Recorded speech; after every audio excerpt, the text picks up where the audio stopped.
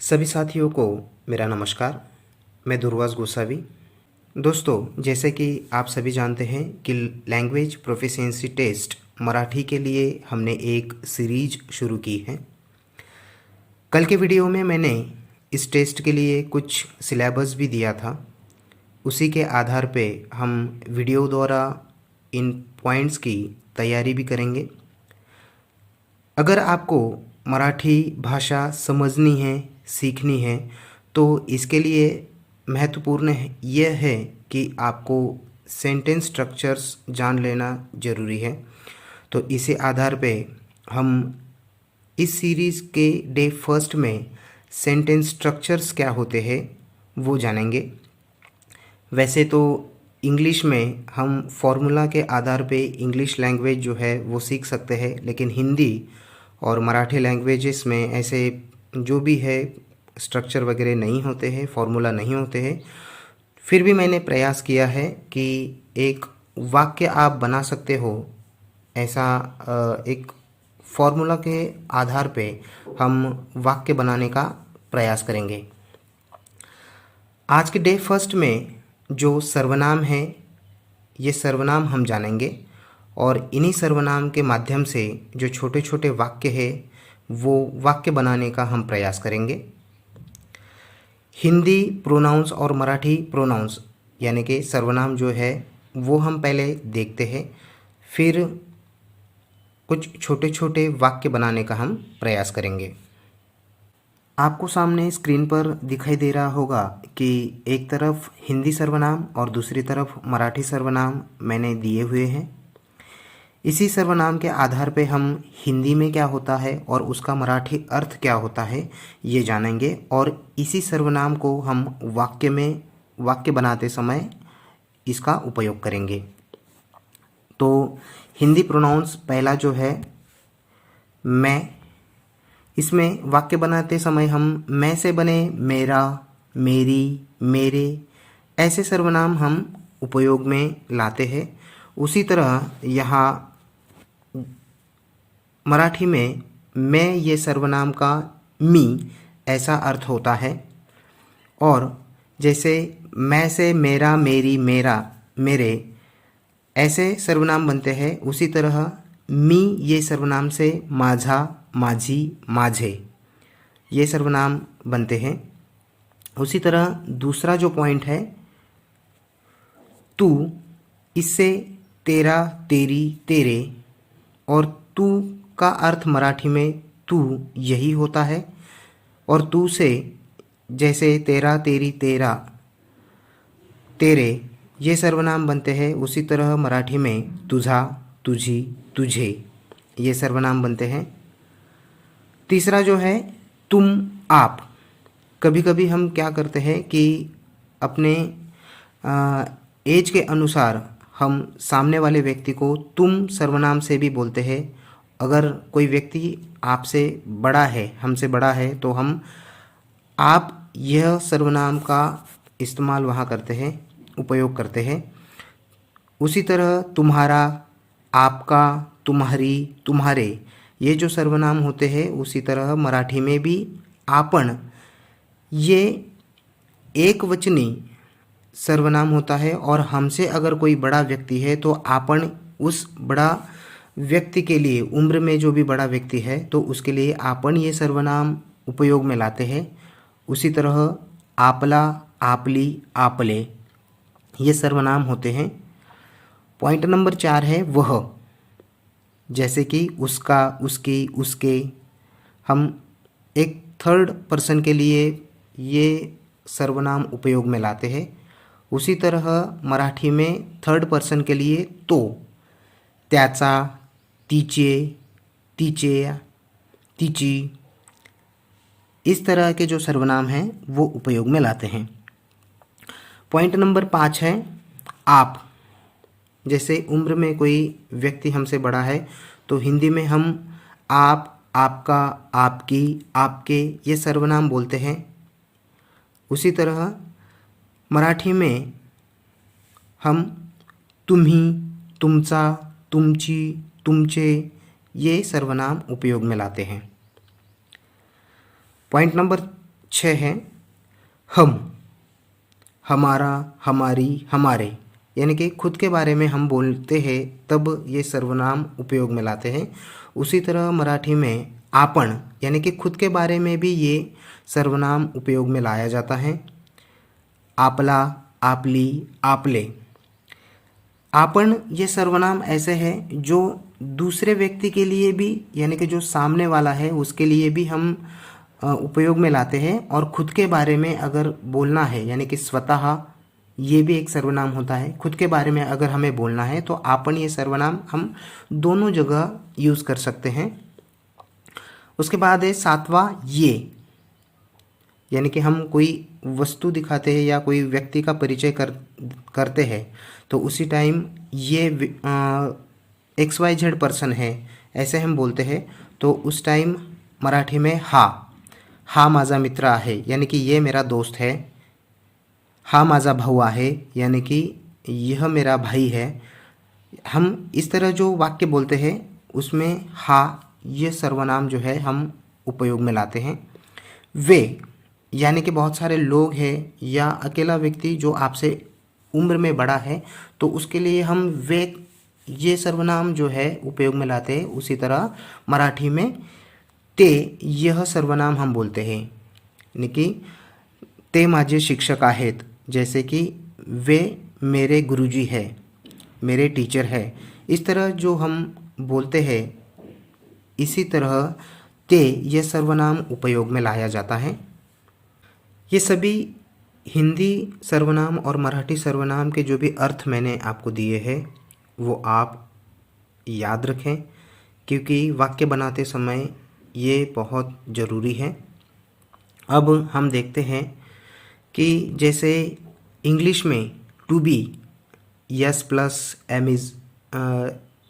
Is R plus वो, ऐसे structure बनाया जाता है इंग्लिश में। टू बी यानी कि कुछ होना, किसी जगह पर होना। तो इसी आधार पे जो वर्तमान काल के सकारात्मक वाक्य है तो ये वर्तमान काल के सकारात्मक वाक्य टू बी के आधार पे मैंने यहाँ कुछ स्ट्रक्चर बनाया है। उसी आधार पे कुछ वाक्य हम आज सीखेंगे। ध्यान से अगर आप देखोगे तो हिंदी और मराठी लैंग्वेज में ज़्यादा अंतर नहीं है। बहुत सारे शब्द जो है वो समान रहते हैं। तो यहाँ देखिए कि कुछ होना, यानी कि मेरी जो पोजीशन है, मैं एक शिक्षक हूँ, मैं एक इंजीनियर हूँ, मैं एक यानी कि कोई बिजनेसमैन हूँ। तो ऐसे हमें कुछ वाक्य द्वारा बताना है तो हम इस वाक्यों के आधार से हम सामने वाले को अपना परिचय दे सकते हैं। और किसी जगह पर होना, यानी कि मैं घर के अंदर हूँ, मैं किसी गांव में हूँ, मैं कहीं गया हूँ, इस तरीके से आपको अगर कुछ बताना है तो इन वाक्यों द्वारा आप बता सकते हो। इसी तरह ये वाक्य का एक स्ट्रक्चर मैंने बनाया है। तो आज हम सकारात्मक और नकारात्मक, पॉजिटिव और नेगेटिव दोनों तरह के जो भी सेंटेंसेस है वो हम जानेंगे। वर्तमान काल के कुछ वाक्य मैं यहाँ स्क्रीन पर दे रहा हूँ। ध्यान से अगर देखो तो आपको ये समझ में आ सकते हैं। जैसे कि पहला वाक्य है, मैं एक शिक्षक हूँ। वर्तमान काल में हम हूँ, है, ये जो है ये क्रिया उपयोग में लाते हैं। उसी तरह मैं एक शिक्षक हूँ, ये अगर आपको मराठी में बोलना है तो मी एक शिक्षक आहे, ये हम मराठी में बोलते हैं। दूसरा जो वाक्य है, मैं घर पर हूँ, इसको हम मराठी में कहते हैं मी घरी आहे या मी घरात आहे। तो ये प्रत्यय लगाकर भी हम ये वाक्य बोलते हैं, जैसे कि मी घरात आहे या तो मी घरी आहे। तीसरा वाक्य है, यह मेरा भाई है। हम सर्वनाम जब देख रहे थे तब हमने देखा कि ये जो हिंदी वाला सर्वनाम है इसको हम मराठी में हा, यानी कि सामने वाला जो व्यक्ति है उसका परिचय हमें दूसरे व्यक्ति को कर देना है तब उस टाइम हम यह इस सर्वनाम के बदले हम मराठी में हा माझा भाऊ आहे, भाई को भाऊ बोलते हैं। उसके बाद जो है मेरा नाम दुर्वास है, मेरा इस सर्वनाम को हमें माझे, माझा, माझी, माझे ऐसे हम इस सर्वनाम को उपयोग में लाते हैं। तो मेरा नाम दुर्वास है, ये वाक्य को हम मराठी में कहेंगे माझे नाव दुर्वास आहे। अब ये जो चारों वाक्य है, इन चारों वाक्य में देखो कि जो भी हूँ है, ये जो क्रियाएं आई हैं तो उनके बदले मराठी में आहे ये क्रियापद आया है। हिंदी में हम क्रिया बोलते हैं और मराठी में क्रियापद बोलते हैं। और सर्वनाम जो है मैं, इसके बदले मी ये आया है, यह ये सर्वनाम के बदले हा आया है, और मेरा इस सर्वनाम के बदले मराठी में माझे ये सर्वनाम आया है। ये जो वाक्य की जो भी बारीकियां हैं ये हम देखकर मराठी आसानी से सीख सकते हैं। और जो भी पैराग्राफ आप रीडिंग करोगे तो क्रियापद, कर्ता, ये अगर आपने जान लिया तो जो भी रीडिंग किया हुआ आपका जो भी मटेरियल है वो आप आकलन कर सकते हो, समझ सकते हो। तो ये हुआ यहाँ कर्ता वर्तमान काल में कैसे सकारात्मक जो भी वाक्य है ये हमने देखे। अब आगे जो है इसी आधार पर भूतकाल में सकारात्मक जो भी वाक्य है ये हम देखते हैं। जैसे कि हमने यहाँ देखा कि मैं कुछ हूँ, जैसे कि मैं एक शिक्षक था, इसके बदले हमने वर्तमान में क्या किया कि मैं एक शिक्षक हूँ। अब यहाँ जैसे हूँ ये क्रिया के बदले भूतकाल में था, ये क्रिया बदल गई, तो उसी तरह यहाँ जो है मी एक शिक्षक हो, तो था जहाँ आता है वहाँ आ जाएगा हो। तो मैं घर पर था, तो यहाँ मराठी में आएगा मी घरी होतो। वह मेरा भाई था, अब था के बदले यहाँ तीसरे वाक्य में आ जाएगा तो माझा भाऊ होता। अब ये पास्ट वाला जो है, भूतकाल वाला जो है, जहाँ था आता है वहाँ होतो, होता, ये क्रिया यहाँ पर बदल जाती है। और लास्ट वाला जो वाक्य है तो दुर्वास, वो दुर्वास था, यानी कि जो मिलने वाला व्यक्ति है वो दुर्वास था। अब ये पास्ट की जो क्रिया है तो वो के बदले यहाँ हो जाएगा तो दुर्वास होता। ऐसे भविष्यकाल के भी कुछ वाक्य है। जैसे देखो कि हमने हूँ है इसके बदले आहे, ये क्रिया हमने बदलते हुए देखा। था के बदले होता, ये मराठी में होता है। तो उसी तरह यहाँ भविष्य काल में भी सकारात्मक जो वाक्य बना रहे हैं हम टू बी के स्ट्रक्चर पे, तो वो देखो यहाँ कुछ वाक्य मैंने दिए हुए हैं। मैं वो एक शिक्षक होऊंगा या बनेगा। अगर हम किसी दूसरे व्यक्ति के बारे में कहते हैं कि वो एक शिक्षक बनेगा, मैं एक शिक्षक बनूंगा, यानी कि ये हम भविष्य की बात कर रहे हैं, तो मराठी में ये आएगा मी एक शिक्षक असेल, मी एक शिक्षक असेल। मैं घर पर रहूँगा, मी घरी असेल, रहूँगा, बनूंगा, बनेगा, इसके बदले हम क्या यूज़ कर रहे हैं, यहाँ कौन सी क्रिया उपयोग में ला रहे हैं, असेल। जैसे अब यह मेरा मित्र होगा, हा माझा मित्र असेल। वहाँ बगीचा होगा, वहाँ ये शब्द यानी कि ये जो है स्थल दिखा रहा है, कोई प्लेस के बारे में बता रहा है, तो वहाँ इसके बदले यहाँ तेथे बगीचा असेल। बगीचा हिंदी में भी बगीचा ही शब्द उपयोग में लाया जाता है और मराठी में भी बगीचा यही शब्द उपयोग में लाया जाता है। बहुत सारे शब्द जो है आपको समान ऐसे मिलेंगे। अब हमने वर्तमान काल, भूतकाल और भविष्यकाल, ये तीनों में जैसे हिंदी और मराठी के वाक्यों में जैसे भेद होते हैं वो हमने समझ लिया है। उसी आधार पर हम जो सकारात्मक और नकारात्मक वाक्य है वर्तमान काल, भूतकाल और भविष्य काल के आधार पर वो वाक्य हम बनाने का प्रयास करते हैं। जैसे कि अब पहला वाक्य है मैं डॉक्टर हूँ। जहाँ हूँ ये क्रिया आई है तो वहाँ मैंने आपको बताया था कि आहे ये क्रियापद हमें यहाँ उपयोग में लाना है। तो मैं डॉक्टर हूँ, इसका मराठी में वाक्य बनेगा मी डॉक्टर आहे। वह इंजीनियर है, तो इसका मराठी में बनेगा तू इंजीनियर आहे। तू या तो। मैं छात्र हूँ, छात्र को मराठी में विद्यार्थी बोलते हैं, तो मी छात्र आहे। हम दोस्त है, दोस्त को मराठी में मित्र बोलते हैं, तो आम्ही मित्र आहोत। हम ये जो सर्वनाम है, हम के बदले हमें मराठी में आम्ही ये सर्वनाम उपयोग में लाना है। वह पायलट है, पायलट को मराठी में वैमानिक बोलते हैं, तो वह ये सर्वनाम को हम क्या उपयोग में लाएंगे तो वैमानिक आहे। यहाँ बस एक आहे, आहेत नहीं, तो वैमानिक आहे।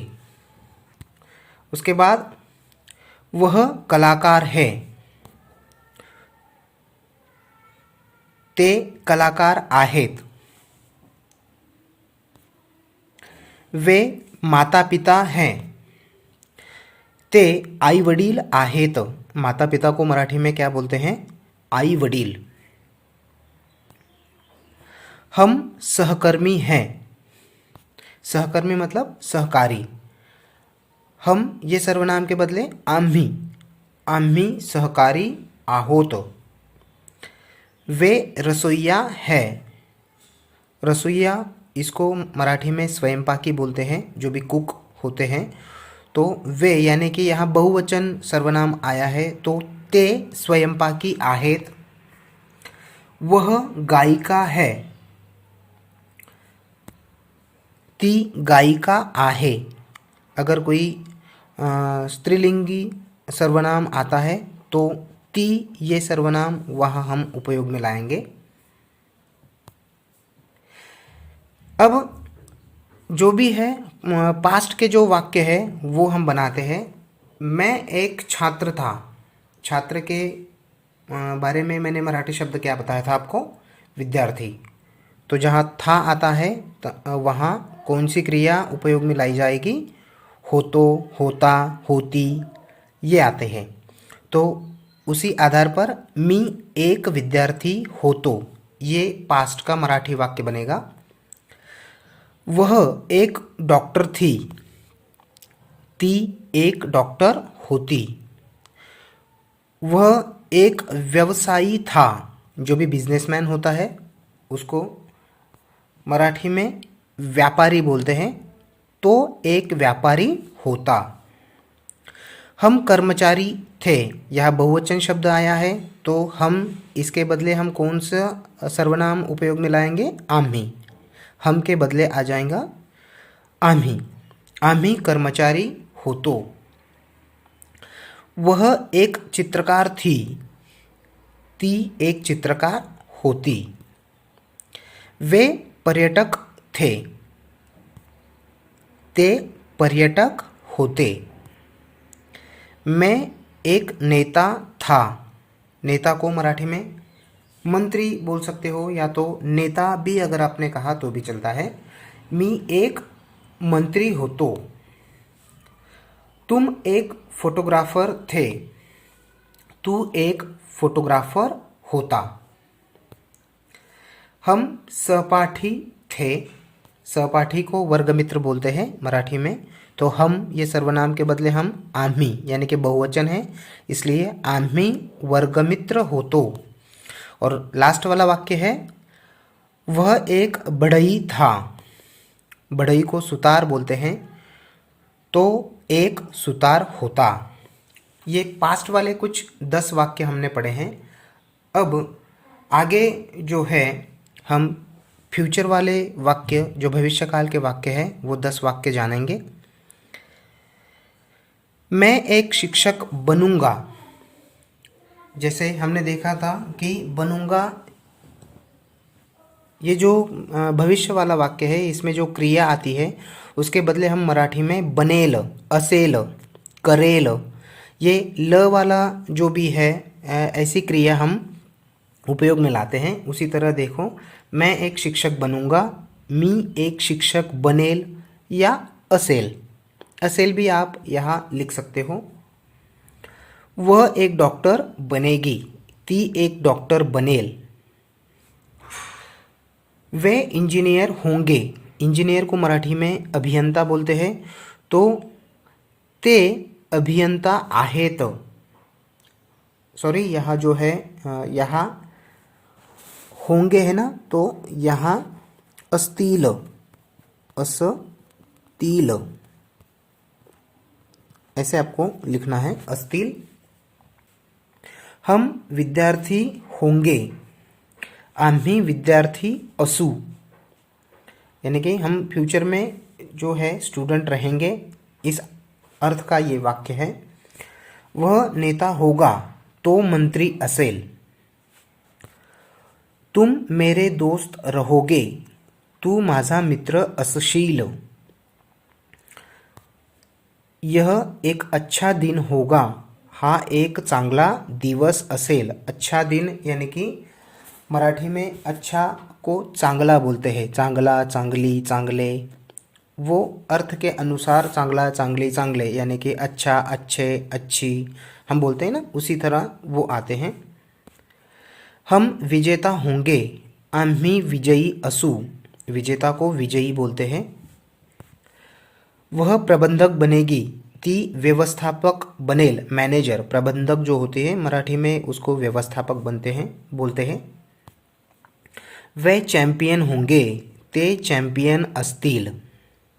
इस तरह कुछ वाक्य हमने देखे हैं। तो आज जो भी अंग्रेजी में जो वाक्य बनते हैं टू बी के आधार पर, वर्तमान में, भूतकाल में और भविष्यकाल में, परिस्थिति में कुछ होना या कहीं होना, तो इस आधार पे हमने भूतकाल, भविष्यकाल और वर्तमान काल के कुछ वाक्य पढ़े हैं। इसी के आधार पर कल के वीडियो में हम जो यही वाक्य नकारात्मक रूप से हम कैसे बोलते हैं ये जानेंगे। धन्यवाद।